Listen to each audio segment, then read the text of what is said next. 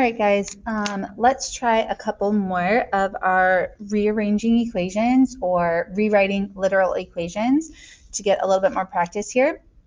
So the first one I want to do with you, this is actually a really good example that I like to do a lot of with you because this problem right here is one that you're going to see later, and we have to be really good at rearranging and getting y all by itself.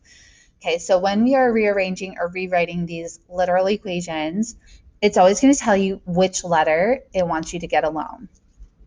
Okay, so if we put in our sides, we could think about what's happening to y and do like the onion thing, but I know you don't love the onion thing. We could also think about the cover-up method when we're solving. So I would cover up all the stuff that's on our variable that we're trying to solve for, and I can see that I have addition or subtraction over here, which is what I need to get rid of first. So even though I see the subtraction sign, I really need to look at the sign in front of this number, which means since it's positive, I need to subtract the 3y on both sides, or 3x, excuse me.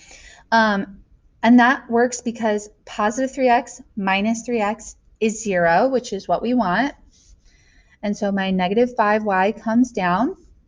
Now over here, I can't subtract these because one is an x and one is a non-x. So we just write it all out, 10 minus 3x.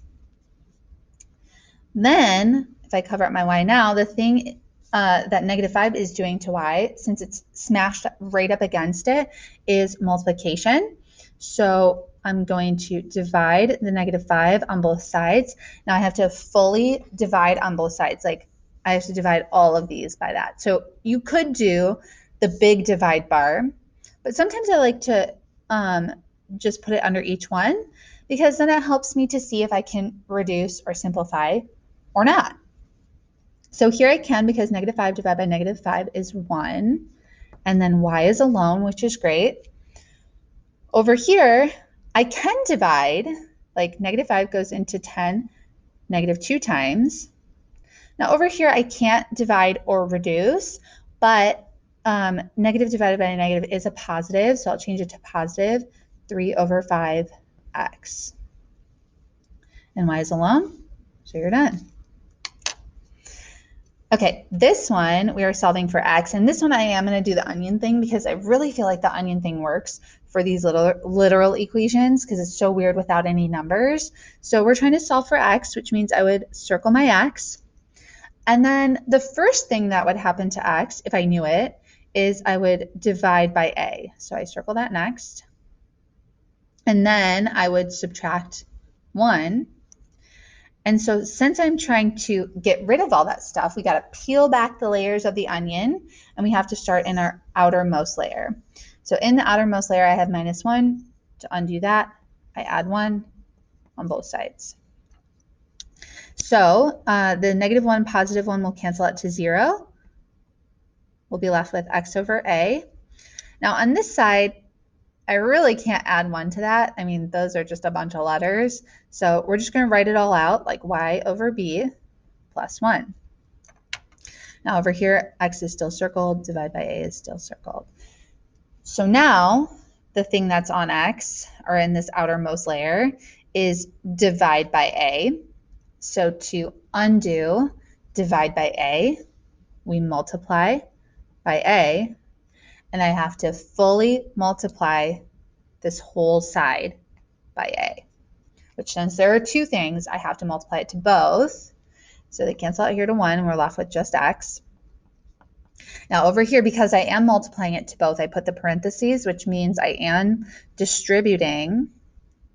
And so like a times 1 is just a plus. And then when we're multiplying these two fractions here, you might want to throw that a over 1 because we can always put a number over 1 so they can see what's going to be in my numerator and what's going to be in my denominator. So a and y are both in the numerator, so we can smash them together and multiply. And on the bottom, b times 1 is just b. And x is alone, so you're done. Now, last but not least, sometimes we like to take area formulas and rewrite them because maybe we know the area, but we don't know the base of the thing. So this is finding the area of a triangle. Not that that super matters, but what's happening to b here is it's being multiplied by h and multiplied by a fraction. So since it's both multiplied, you can really get rid of them in either order, but I always try to get rid of my fraction first because it's kind of in the way. So to get rid of a fraction, we multiply by the reciprocal. So the reciprocal of 1 over 2 is 2 over 1, which is really just 2. So I do that on the other side as well. These cancel out to 1, and we're left with 2 times a, which is just 2a. And I bring down my bh. Now, again, we're trying to solve for b here. So b is being multiplied to h. So I don't want that h to be there. So to get rid of multiply by h, I need to divide both sides fully by h. So h divided by h is 1. B, so b is alone. Over here, I can't really divide anything because, I mean, those are just a bunch of letters. So we're going to just leave it 2a divided by h. B is alone. So you're done.